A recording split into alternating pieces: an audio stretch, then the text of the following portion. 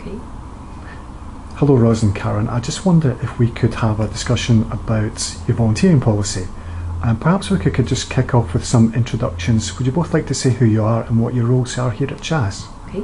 I'm Rose Scott, Director of Organisational Development. Part of my role is strategic responsibility for volunteering. And I'm Karen Filsell, and I'm the Volunteering Development Manager for CHAS, and I have overall responsibility for our volunteers. The key word that runs through my role is consistency. Thank you. Rose, would you like to say a few words about volunteering at CHAS, a bit of the background, a bit of the history to it and its kind of role in the organisation? I think volunteering has always been a very core part of our work in CHAS. From the very beginning, our very first Chief Executive felt that volunteers brought an important dimension to the organisation, and that has grown with us. We believe that volunteers allow us to do so much more and bring additional skills and expertise which are very complementary to those of the paid staff. I think in a children's hospice organisation they also bring a bit of normality, making it more accessible, because there are many misconceptions out there about what a children's hospice is and what it does. Thank you. Now Karen, would you like to say a few words about the volunteering policy specifically? What do you think its key features and key strengths are? Well, we have quite a detailed volunteering policy. Its key features are its clarity, really. It is available to all staff. We make it very clear why our volunteers are involved, why we seek to involve them, the responsibilities of staff to actually actively involve volunteers in what they do, and it also offers reassurance to volunteers about the ways in which we will support them as well, before drilling down into some bits of detail here and there.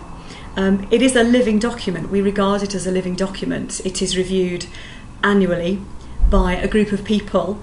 I have an induction meeting with every single new member of staff in CHAS, and it's one of the things I give them to take away. We have a staff intranet, and we say on the front page of the voluntary services pages on that the key document for everyone is the volunteering policy. It applies equally to everybody in CHAS. And finally, I carry a copy around with me. As I meet people, they make comments about what we do and how we do it and what we could do better. And I make sure that I write all of those down so that when we come to our annual review, we can actually capture all of those, and I'm not scrabbling around trying to remember what people said to me. Thanks, that's great. I just wondered, just to close, maybe each of you could say, what advice would you give to people about their volunteering policy? What would be the key things to look at in developing it and maintaining it? I think the key things in developing a volunteer policy is it has to be right for your organisation and address the needs of your organisation.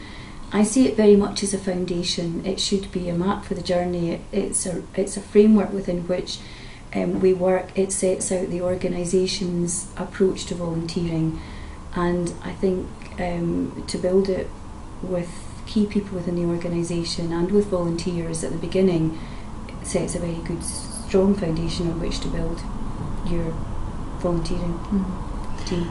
I agree. I was going to say the big thing I would do is ask questions. Just talk to as many people in the organisation as you can at all sorts of levels, to ask them and capture why they think the organisation is involving volunteers and what volunteers bring, and that just gives you your foundation to build everything else on. There's just one thing I would like to add about a volunteering policy, is to remember the difference between the role of volunteers and the management of volunteers and the role of staff. And that this isn't an HR policy, and it needs to be sufficiently different and sufficiently clear that it doesn't lead the organisation into difficult legal issues in terms of contracts of employment and treating volunteers in exactly the same way as paid staff. Excellent. So the language is important. Very much so. Excellent. Rose and Karen, thank you very much. Thank you.